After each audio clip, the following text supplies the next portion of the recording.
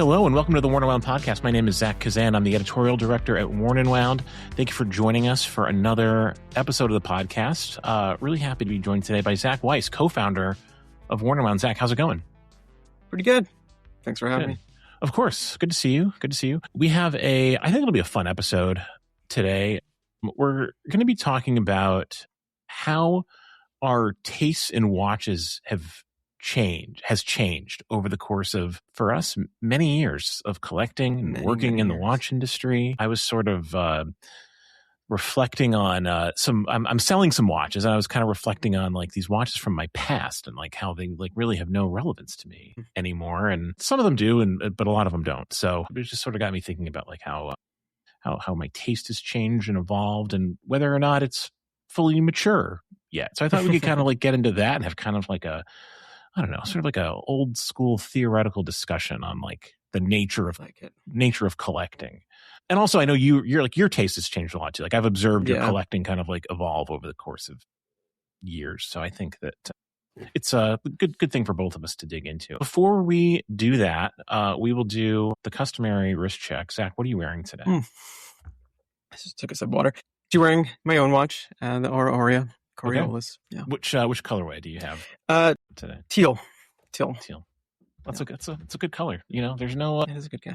There no skips on when it comes to the colorways. They're all really nice, but I do enjoy that one. I am wearing a watch that actually I have in for review. It's a collaboration between Elka and Ace Jewelers, our friends at Ace Jewelers. I'm looking up the actual model name. I don't want to get this wrong. It's the Essence in 36 millimeters. This is a smaller version of a watch that they made in collaboration a few years ago. It has a blue fume dial, no markers or indices of any kind. A limited edition of 50. I'm writing up some hands-on thoughts on it. It's really nice. Zach, I don't know if you had a chance to see this one while it was in the office, but it's a really nice size. And these Elka cases are also like quite nice too. I like these quite a bit. Yeah. No, as per usual, I missed it in the office because I didn't know it was there. But I did get to see these in Geneva. They were at Time to Watches. So I stopped by. And I remember thinking the new 36 millimeter models were quite appealing. So, yeah, they're cool. It really does feel like it feels like a specific type of vintage watch to me. Like it just has like really nice proportions.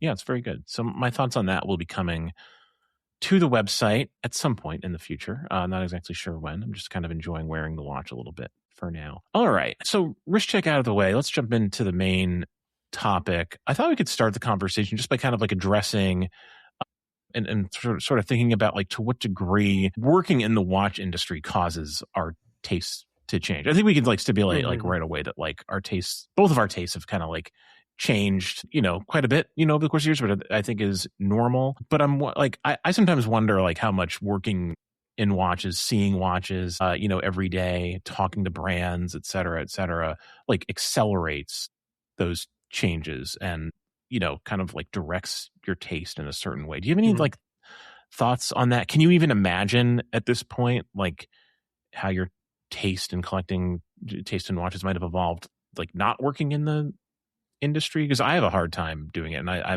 haven't been at this as long as you. No, I think that'd be difficult.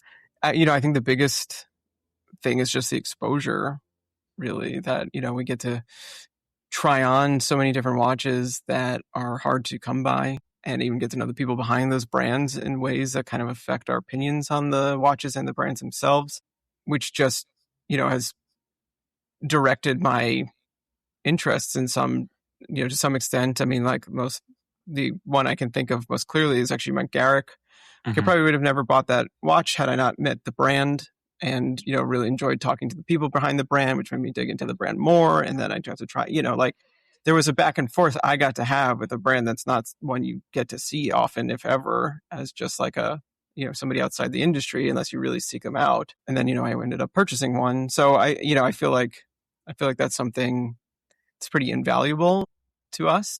Flip side is we also know how the sausage is made to some extent, which can taint some brands or watches things like that. I mean, as stupid as it might sound, sometimes just like, I don't know, the the hoopla around a launch can be so distasteful sometimes that it kind of like puts something over on a watch itself, like a bit of a stink. And maybe that'll go away after a few years of like, just like a little distance. But there's definitely times where it's like, I don't want to be reminded of this experience again so soon.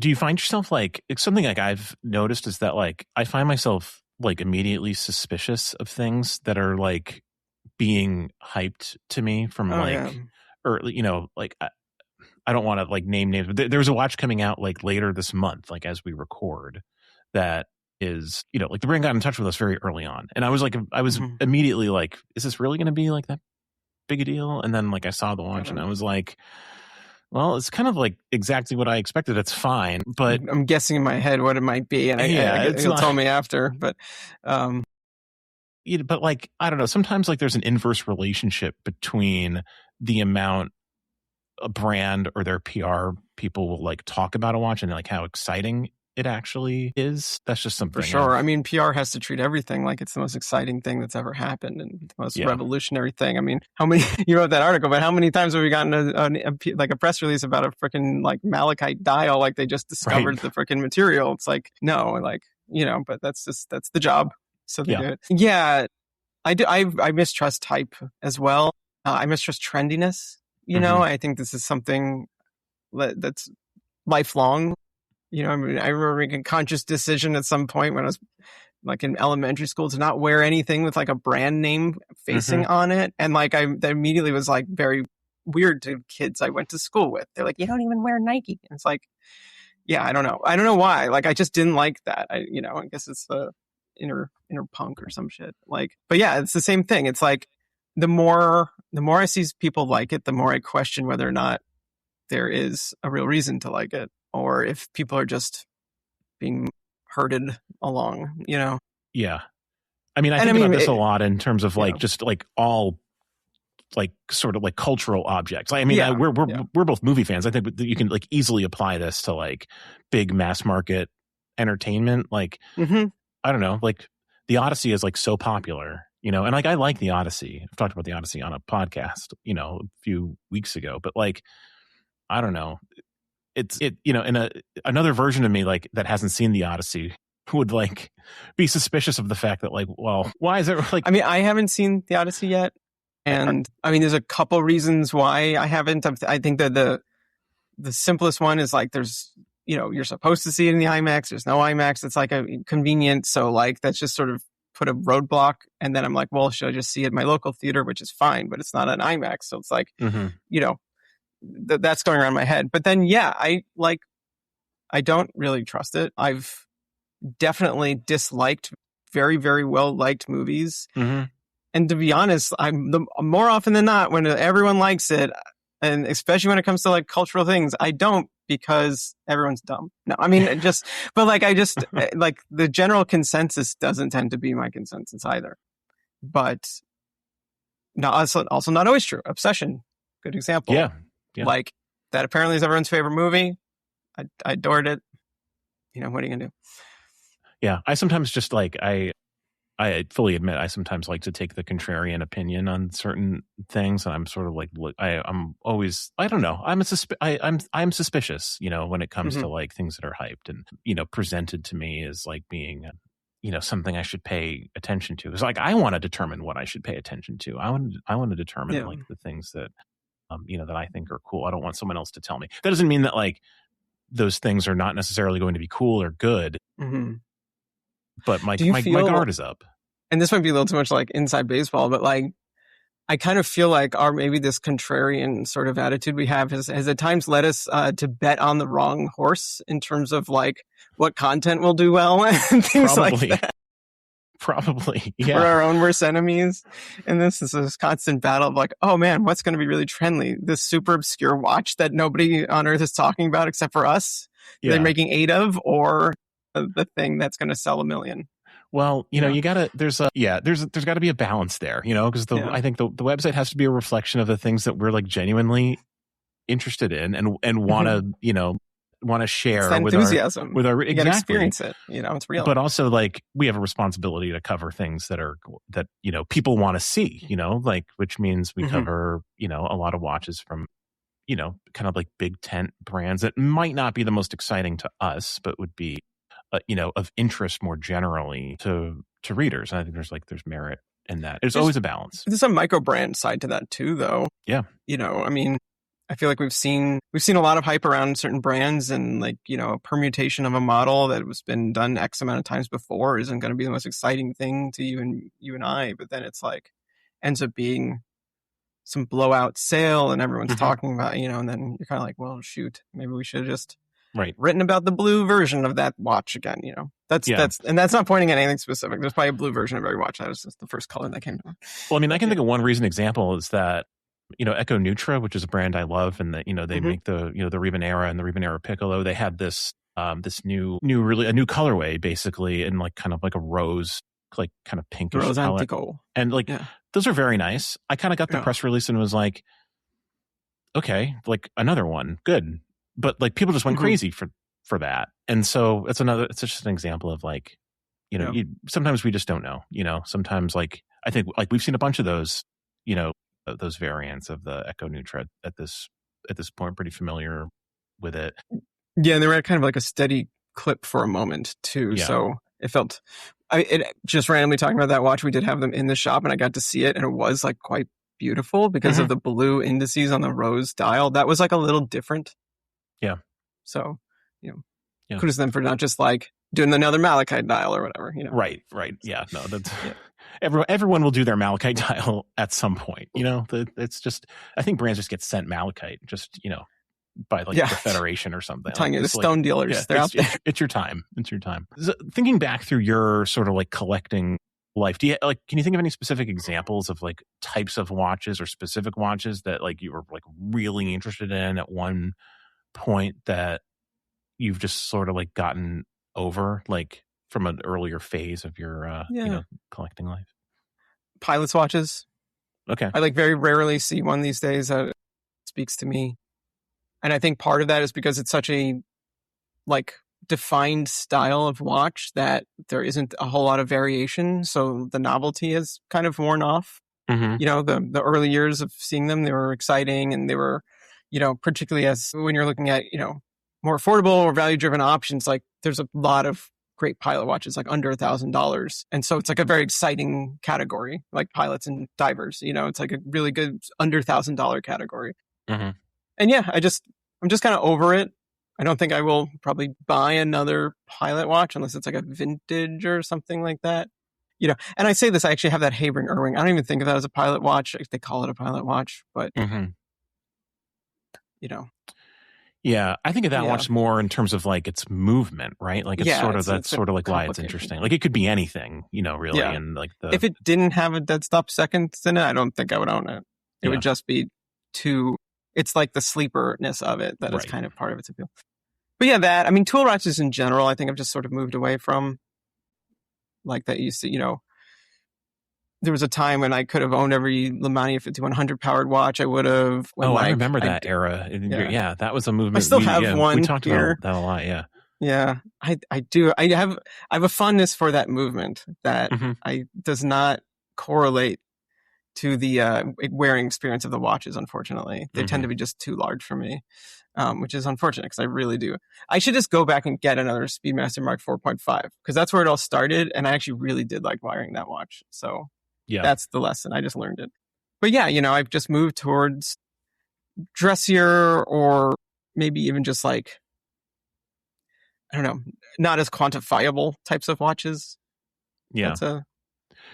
Like weirder stuff. We've talked about this on the podcast before, like stuff that gives you a unique experience, I think, is like the way you put it. And that's like kind of a similar arc for me, honestly. Like the thing that like I like really was like very into at one point that I've like moved completely away from is vintage. Like when I got into the hobby, I was like, it was a time when you could still get like interesting, good vintage watches on eBay for like a fair price. And, like that era has like long since passed, and I got like Yeah. really into like affordable vintage watches and like collecting for originality, like for like not an originality in terms of like design, but like originality in terms of condition. Like I felt like I was like preserving like pieces of history by like accumulating watches that were, that had like did not have, like redone dials or over polished cases. And that was really like the focus of like what I wanted to own for a long time. And I just don't think about like collecting watches in those terms anymore. Like I don't like, not only have I not like, I'm not really interested in owning vintage or collecting vintage anymore, but like, I don't think that is even all that important to me personally anymore. Like being like, like kind of like a personal museum for vintage watches. But like, that was really, I think it was just because of like, forum culture and like certain like individual people that I, got to know a little bit on the forums and through like early, like, in Instagram and Facebook groups and things like that like kind of like, I was just influenced to think that like, oh, that's important. And that's important to me, but it's not anymore. Yeah. So that's like the big one. I definitely, well, first of all, I don't even think of you as like having, I can't think of a single vintage watch you owned. I don't. That's not true. Now I do though. You had that weird ass JLC with that like crazy case, the very 70s looking thing. And that was like one of the last vintage watches I bought. I bought that during COVID, and it was like a good example of exactly what I'm talking about. Like, totally like unpolished case, perfectly preserved dial, great watch. I just realized like at that point, like I was really shifting in my, what I wanted to own into like a different direction. And like, if I had bought that watch, 4 or 5 years before, I would have been like really into it, but I bought it at a time when like I was becoming more interested in like more, more contemporary stuff. It's funny that you say that, because I was literally just thinking about in the last week or so how I feel like I'm actually turning a little bit more towards vintage again. And not that I've made 2 purchases, in the last couple of years. One was the Gallet, and then the other is Speedmaster, both from Watch Preserve. That's, this is the problem when you become friendly with the vintage watch dealer. But, the Gallet was totally impulse, just called out to me right there. And it's a 24-hour chronograph. So that kind of actually fits both. It's like, it's unique. It's a unique experience watch. It also happens to be vintage.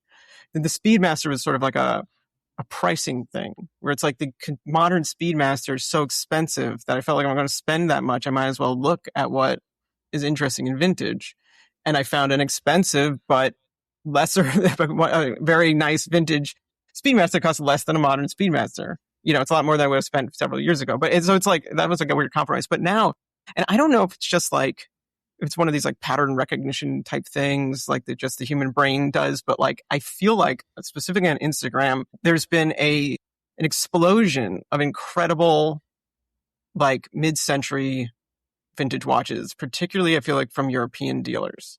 Like, I think part of why I probably got disinterested in it for a time was because it became the same thing over and over. Every dealer was about subs and Speedmasters and, a couple of Rolex reference, like just every site became the same. You pick one, you would go and they would just have like different versions of the same sort of catalog. And even now, a lot of the big kind of famous guys, like I feel like their catalogs are still kind of boring in that way. They have these heavy hitters, and maybe now, there's Patek and VC and stuff, but they're not really betting on obscure stuff or really weird dials. But then you look at the European sites and they have a lot of weirder stuff. And I feel like every day I get sort of some picture of, I don't know, some Longines maybe, or Tissot or JLC, or I don't know, just like these, but like a weird one with like an Art Deco dial. And they're really appealing to me, to the point where I'm like, shoot, do I need to like look at this a little more seriously? Particularly as like a fan of sector dials and typography and things like that. Like that's where that all came from, right? It's like everything now is sort of an emulation of it. So even Rolex too, like bubblebacks, just was looking at one earlier. Just stunning sector dials on those too. But the pricing is obviously difficult for a lot of it, but not for all of it. I almost bought a vintage watch that's the other day, like because I went down a rabbit hole looking at doctor's watches, and then a rare one came up, and it was on Hodinkie's underlip, so it's gone now. I missed out. I talked to them, but it was a little more than I was ready to spend on like a random Friday or whatever it was, But it was a Gruen Techniquadron, which has this incredible doctor sector dial, like absolutely incredible looking. And yeah, I don't know. I'm interested in.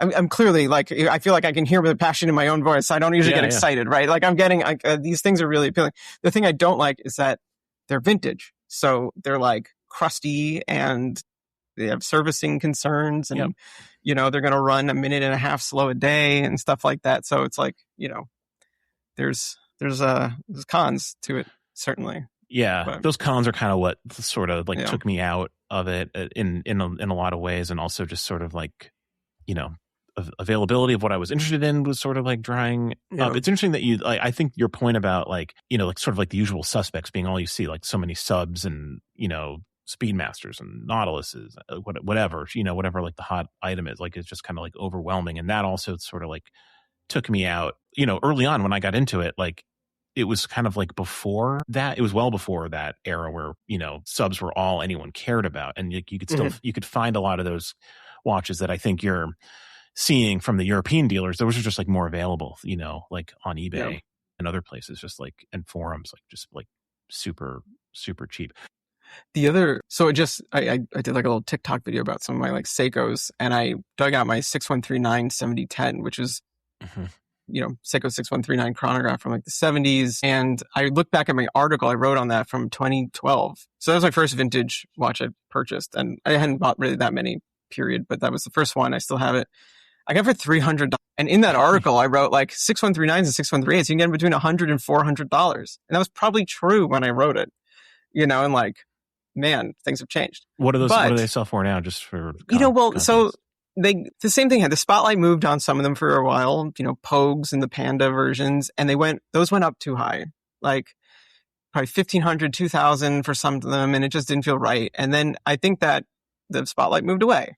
And now it seems like it hasn't gone up since then. So 500 to 1,000 maybe for weird ones, like of which there's so many, and those are the interesting ones. And then maybe a little like over 1,000 for like the better known ones. And in the context of things, those are still pretty good deals, and they're very cool watches. So I was suddenly thinking like, oh shoot, do I have to pick up some, some more Seiko chronographs? Because they're really nice watches. Yeah. They're small and just fun designs, and totally creative, like out of the box designs. So yeah.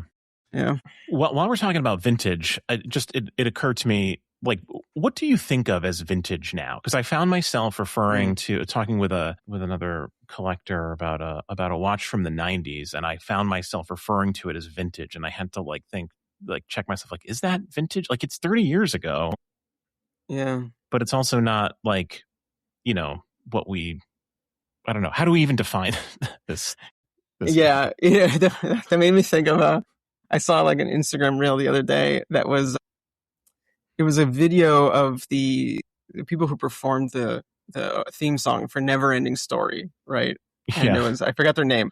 And above it, it says, "You're a legend if you knew this before Stranger Things." And I was like, what the hell?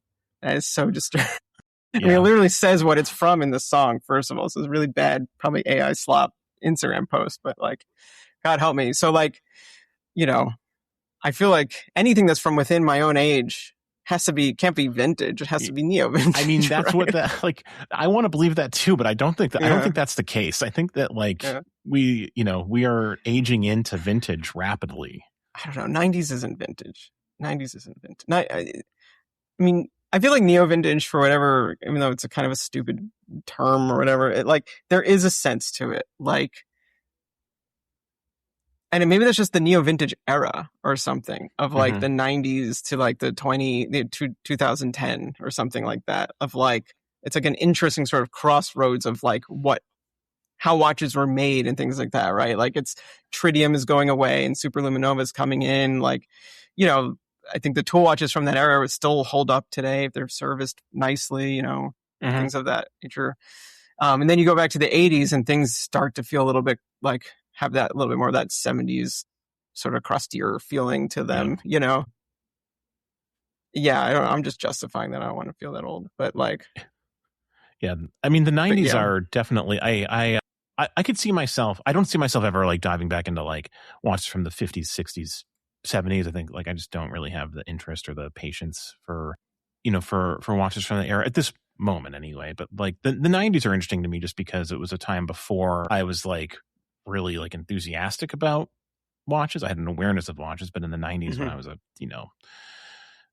like an adolescent, like I wasn't, like deep into it in any way. But like I can see myself maybe someday going back to like look at those watches and like owning more watches from the 90s. That's maybe like a gap in my collection right now that I could fill. Like they're watches from the 90s I like a lot. But yeah, I don't know. I don't know if I'm comfortable referring to them as vintage, even though I have in the recent past. It's always funny to see when like with vintage, when people like there's somehow, whether it's intentional or not, a group of people will kind of concertedly try to bring a brand up, and whether or not it works or not, So remember, like a decade or so ago, there was Anacar. Like everyone had to have an Anacar. Who the hell talks about Anacar now?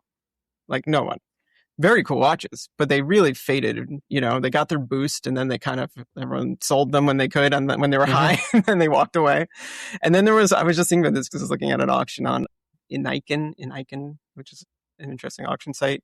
They do these like 2-week online auctions, but they had an Ebel there, and it was a few years ago. People were trying to push these '90s Ebels, which are like, the whole time I was just like, that is really '90s looking in the worst ways, like. You have to really buy into a certain tackiness.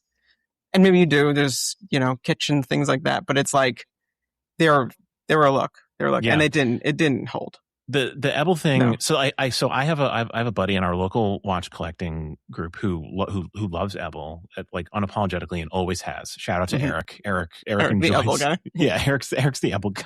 But like they got a boost. We can pinpoint it when Max Busser was on Talking Watches. I think I believe that's what it was. He mentioned Ebel or Ebel, however you pronounce. Someone's going to correct me, regardless of how we say it. But he mentioned that brand as an influence, and I think that is when we started to see, some of the dealers you can starting to pull stuff the catalyst. Out. Yeah. Those watches are not for me, but I can certainly see where Max would find them appealing, and kind of like you can see like the DNA kind of like going from those watches. Oh yeah, like no shade to people finding them appealing. It's just like there's not a universal appeal, put it that way. So like it's a tough brand to push. It's very niche, very niche. Speaking of catalysts, can you think of any watches? Yeah, segue. I'm getting good at this. The next question. Yeah. Can you are there any watches that you can like pinpoint as something that like you acquired or that you saw that kind of like created a shift in taste for you? Yeah, I mean, I feel like there's always that like price point breaking thing where once you go above a certain threshold that you weren't able to or didn't want to go above before, then there's kind of like no turning back to some extent. And I think the first watch that really did that for me was my Grand Seiko SBGA 375 Spring Drive. Like that was just several $1,000s or $5,000, whatever it was, and that was a few $1,000s more than any watch I'd purchased yet. And it's like a little taste of this like like higher end watch and fit and finish and all that. And that was one of those new experience things for me. It was also buying it new. I usually buy everything pre-owned just because of the deal on it. Sure. But with Grand Seiko, I mean, I don't know. To save money obviously makes sense, but like the finishing is so specific on Grand Seiko that like you can lose out on that feel of the really clean Zaratsu, which lasts like a week, by the way. So right. Is it worth $2,000-$3,000 more? I don't know. Yeah, that's a hard thing to chase. Like it's like I've also bought Grand Seikos new, and it's like it's intoxicating. Like to see that untouched, finishing. But you're right. It doesn't last. It doesn't last long. So there was that, and then similarly, and like I feel like a snob, but like my Breguet, tradition, like that was really then a huge jump up in everything about that watch. It's like sure, Breguet is owned by Swatch Group, and it was owned by Swatch Group when they made that watch. It was like I think the first wasn't the first launch, but it was like the first major launch, I think, under Swatch Group's, control. But that watch feels like an independent watch in a lot of ways too, And I feel like it's definitely from a more unconstrained era, perhaps, of what Swatch Group was trying to do. I mean, it's Nicholas Hayek Sr.'s project. And yeah, I mean, everything on it's hand finished, and it's, there's gold and there's guilloche and there's, all the traditional elements to it. And it just, it proved to me I like those things, Yeah. There was I can remember like the precious metal dam breaking for you was like that was a thing. So yeah, which I only have 2 precious metal ones. It's not like I've the dam's cracked. It's cracked. Okay? It's not broken.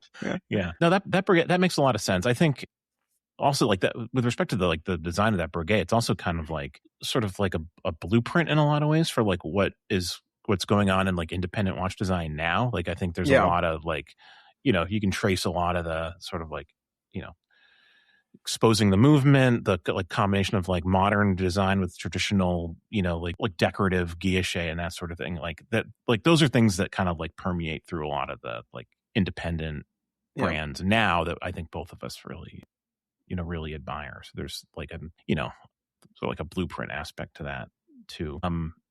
For me, I remember there was a year where I bought this, maybe like 3 or 4 years ago. I picked up in 1 year my Arcanaut with a Ford dial, but the Bell and Ross multimeter chronograph, which I no longer own, and the Louis Erard Atelier Oui regulator. And like those 3 watches are all they're kind of like roughly like the same price, like pretty accessible in terms of like affordability, and they're all just like very strange like independent brands and independent watches. And that sort of was like the year where like I really kind of figured like, oh, this is what I actually like. I like supporting these brands that are smaller and make things for more niche, kind of like enthusiast oriented consumer. And like I think I still had like a Tudor Pelagos like at the time, like the beginning of that year. And like that to me was a period where like I really started to kind of just like change my perspective on what I wanted to own. Like I figured at that point, like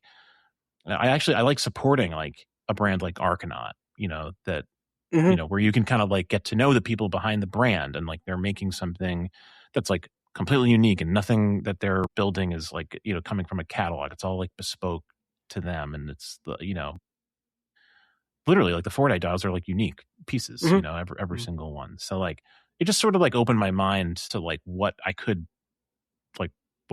acquire at a reasonable price. But you don't have to spend like a fortune on, like a handmade, independent watch to have something that is like quote unquote independent and like speaks to your personality and is like genuinely interesting. So, and that's sort of like what I've been, focused on like these last few years, or watches like that. And like I've been less and less interested in watches from larger brands, and also less interested in sports watches. Like, in general, like, these watches kind of like defy like those categories. Like the multimeter is obviously a sports watch, but it's also like an art piece, at the end of the day, like a design object. So yeah, like for me, that's sort of like where things like really shifted for me. But there were other phases too. Like, I went from like, vintage to something else, and then kind of like landed where I am now. Yeah, no, for sure. And it's that micro indie cluster that we've written about, which I also think is, sort of a product of the times. Like there were some of these brands around 10, 15 years ago. Habring has been around for a while, but like most of them are not that old. I don't know. I'm like, I can't quite pinpoint when there was sort of a critical mass that there'd be this, whatever it is, 5 to 15K sort of grouping that has grown. But it is, I agree. It's definitely where, my attention usually is. And like, it's funny that my 2 most expensive watches, which are more expensive than everything else by like leagues, are one's from Swatch Group, one's from LVMH, but they're both like, they have these very independent feels. So, okay, the Longo though was Richemont, not LVMH, sorry. Whoa. That was almost Yeah, jeez. yeah. Well, Richemont. Yeah, I mean the line was pre-Richemont acquisition, I believe. But like, I couldn't see myself buying other watches from those groups so much. I don't know. Maybe I shouldn't say I put it in my life. I look at Reversos a lot. I would like to own a Reverso at some point, but I'd rather focus in on the unique, the indie, because that's supporting is part of it. I think we both agreed, and I put that in my article and video about the Otsuka Low-Tech number 8, that there's just a part of that is supporting an artist. Yeah, no, the idea of patronage, I think, is patronage. Yeah. Like that's like that's the thing that matters, I think, to both of us and to a lot of people who kind of like are in like this sort of like segment of the enthusiast world, and like honestly, like even further, like I know collectors who are buying watches that are in like the 6-figure range, like really focus on like that patronage like aspect. Mm-hmm. Our contributor Griffin wrote a great article on this. We can link back to that. Yeah, it might be interesting too to like do and like to revisit the idea of like the micro indie. Like we've done a couple articles where we just kind of like attempt to like round up interesting like micro indie watches, but it's been a few years, so I think it would be interesting to like re-examine that, because there's a lot of new brands that have sort of like emerged or like entered that space. Like Atelier Wen is a good example. Like that's a brand that like has they were certainly around when we first sort of like, did we coin that term? I think we coined that term, micro indie. I'm going to take credit. I definitely know we came up with it for an article. Whether or not it existed or somebody had, it's not like the hardest 2 words to put together in context of watches. But sometimes like, the best thing, I mean, the simplest things are so obvious and beautiful sometimes. But like that's an example. Atelier Wen is an example of a brand that kind of like sits at both extremes, I think, of like that end of the the micro indie spectrum. Like they make watches. They make a what is it, a $30,000 tantalum watch, and a $5,000 watch with a hammered enamel dial and a kind of fancy nicely finished movement. So it might be worth re-examining that. Yeah, and also just like thinking about it, what's nice, I think, about the place that I am in, and you might feel the same way.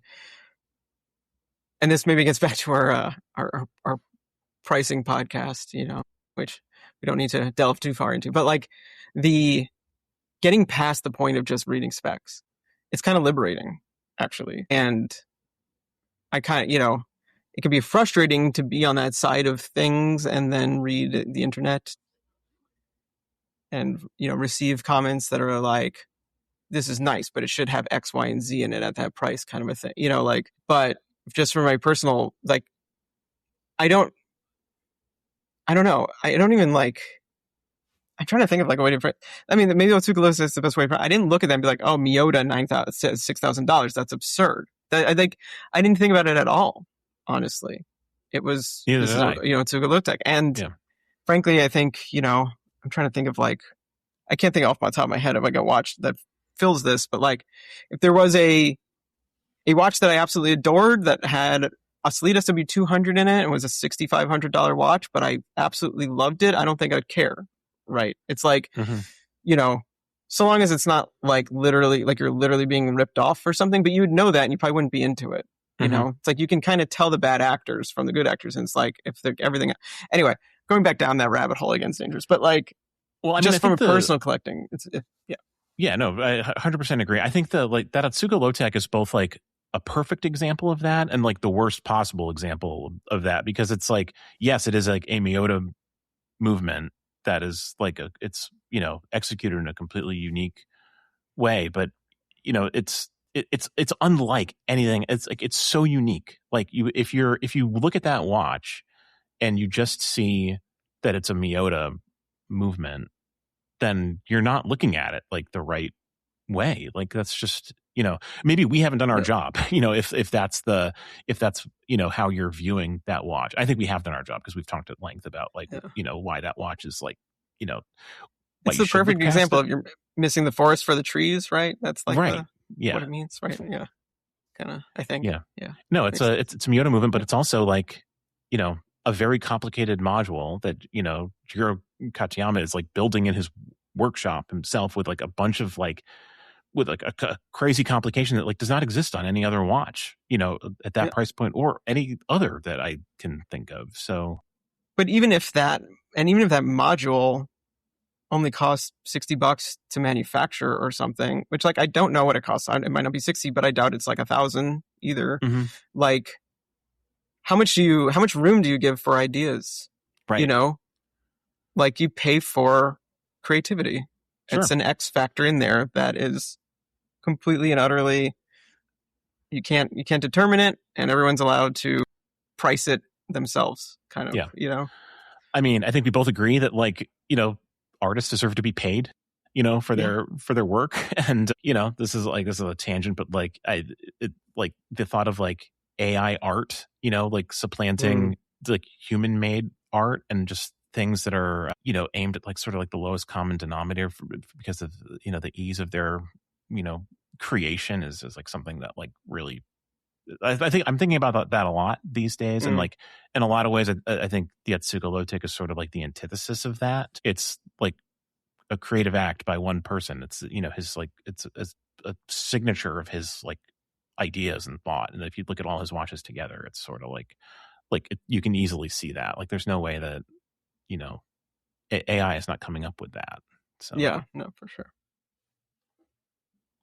All right. So we've both been at this for a while, like collecting watches, thinking about watches, being part of the industry. Like, do you feel like at this point your taste is set? Like, do you think that like there'll be another radical reinvention of like how you think about these things in like 5 years, 10 years, 20 years down the line? Like, I mean, I think it's always possible. I don't think it's super likely either. I don't think you're going to run into me in 20 years and I'll just be wearing like yellow gold Yacht Masters or something, which I don't know why that's the antithesis of my current collection. But the Yacht Master, yeah, maybe a two-tone or something. Yeah, with a malachite dial. They'll do a malachite dial. Yeah, like I don't think that's going to happen. No, I mean, I feel like it's pretty set, but but then at the same time, I just said like I'm becoming clued into certain vintage watches and they're appealing to me. But I feel like they're appealing to a sensibility that's always been there. It's just like they're offering things that aren't being offered by other contemporary brands right now, or by brands I couldn't get, like a Tele de Chronometry or something like that. Yeah, I don't know. That's tough. I'm also like at a point with my current collection where like I'm very hesitant to acquire a new watch because I don't know if I'll wear it, or I don't know if I'll wear something else because of it, because I have a lot of watches and I don't really want to let go of my watches. It's just not like so like at what point would I just kind of call it complete to some extent? I don't know. I don't think you can ever, something will always come along that'll just like absolutely, sure. Yeah, I don't think of it as being. I don't think your collection's complete. You're definitely going to buy more watches. Like that goes without saying. And I think I will too. But like I sort of feel like I'm in a similar place where like I think like my ideas have formed. Like around like what I like. With watches, and like I like a broad span of watches. It's not like I have like a really narrow taste where I'm only collecting like one type of thing. Being malachite dials, obviously. But, like, I think that, like, I don't have a desire really to, like, go back to owning, like, a bunch of sports watches or a bunch of chronographs. Yeah. Like, I realized the other day, like, I used to have, like, several. I think I had, like, 4 or 5 chronographs at a time at one point. Like, I have one now. And it's a vintage watch and I'm selling it. So I'm not really... Yeah, like I don't see myself like returning to a point where that's going to be something that I'll like really be like super interested in. I feel like I've kind of figured out what my lane is, but I also like I reserve the right to change my mind. And the other thing is like I generally am more drawn to contemporary watches, and like contemporary is always changing. So like who knows what sort of like innovations come, and what sort of ideas people have. In the future, I remain open-minded, but I think that like the stuff I've left in the past is in the past for the most part. Yeah. Yeah. I can see that. No returning to older versions of ourselves. Yeah, no, for sure. But I still love my Tudor Black Bay. I wore my Tudor Black Bay all weekend.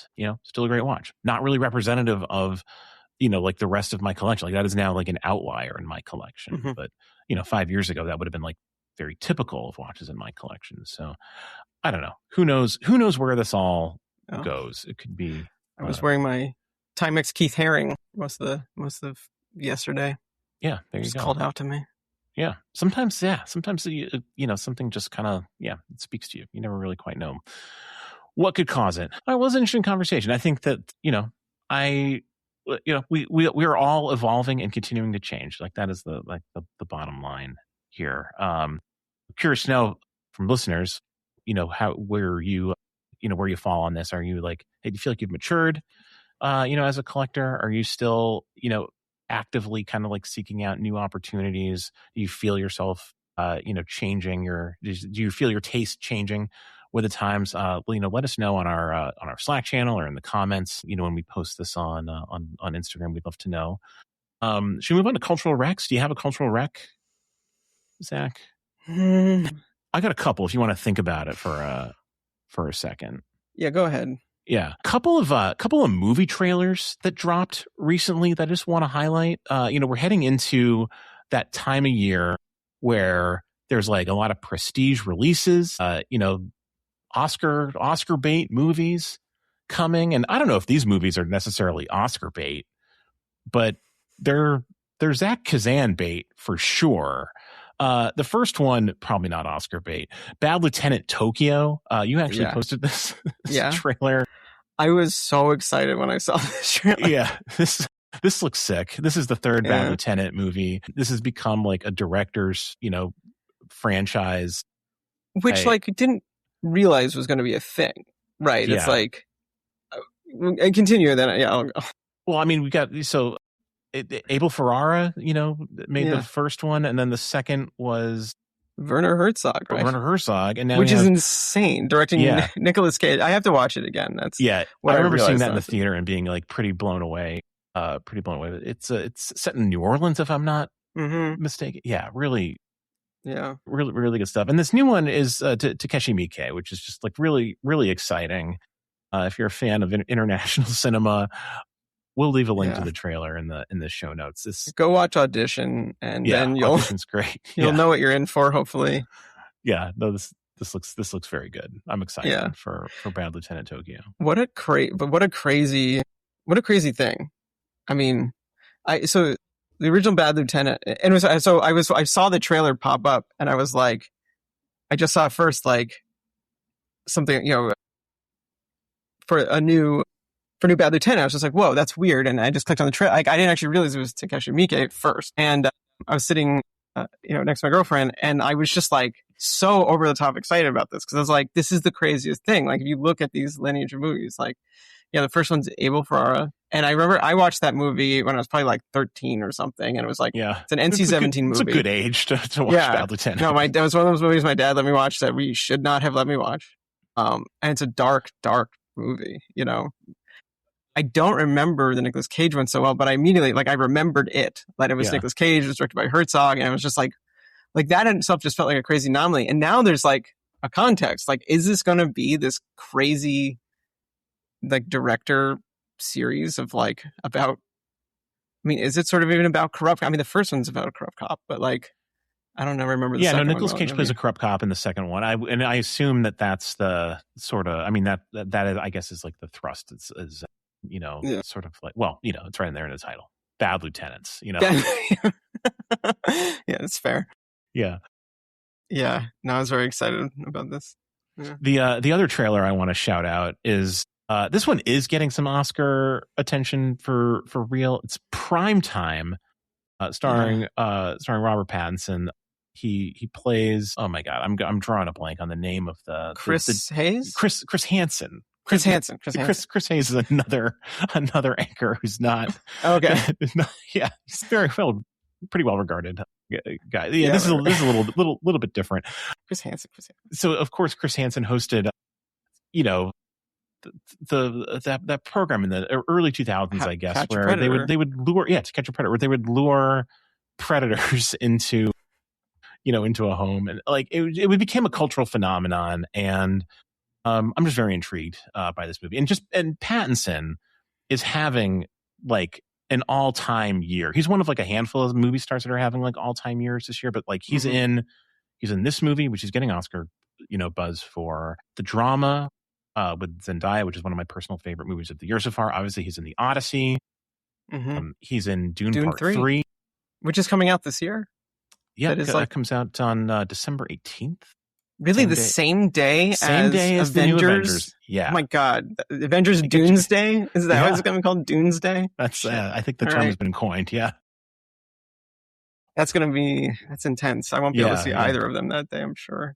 But he's also in a movie, this actually just got pushed back, but he's in a movie called Here Comes the Flood, which is a Netflix movie with Denzel Washington, which is apparently a heist movie. I think that's now a 2027 movie. But anyway, just like, wow, what a year for Pattinson. My hat's off to him. But yeah, the primetime trailer looks great. So Zendaya and Tom Holland are in most of those movies.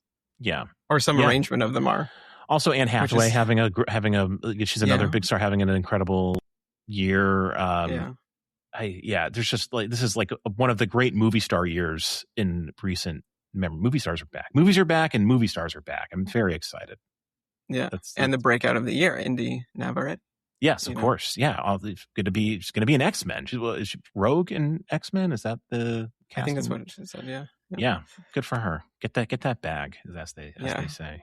And that's a good segue for my very revelatory cultural recommendation, which is just because I saw Spider-Man: A New Day last night.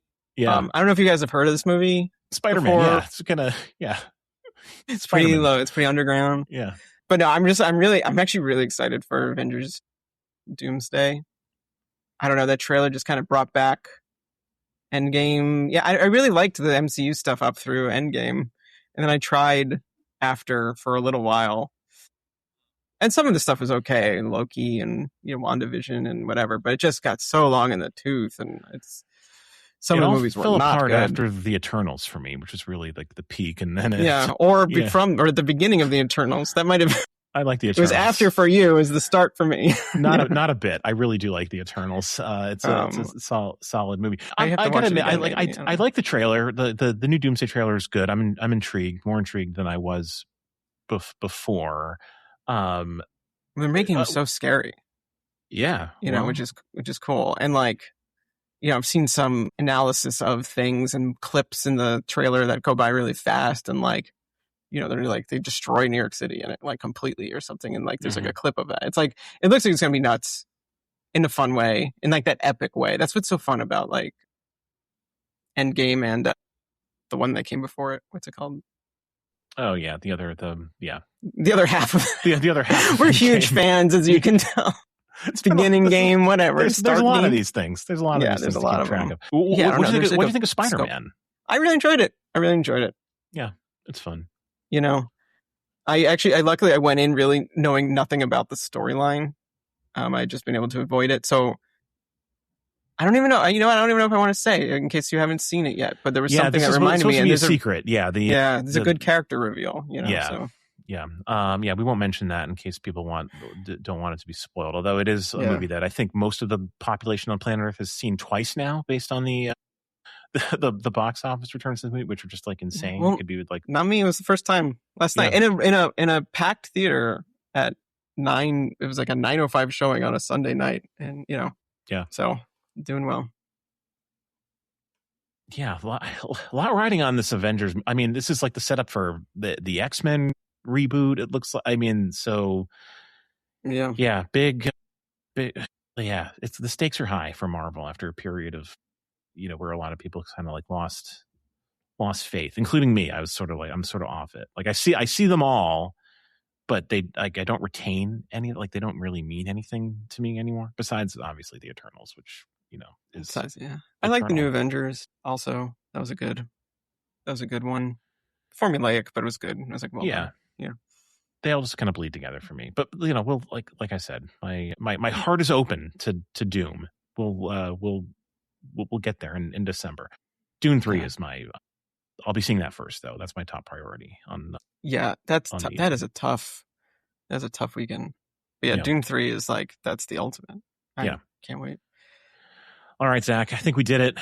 Thanks for coming on, talking about your collection evolution, and sharing your thoughts on Spider-Man and the MCU. We always appreciate it. And thanks to everyone, as always, for tuning in. We appreciate you listening, and we will be back next week with another episode of the podcast. Until then, take care.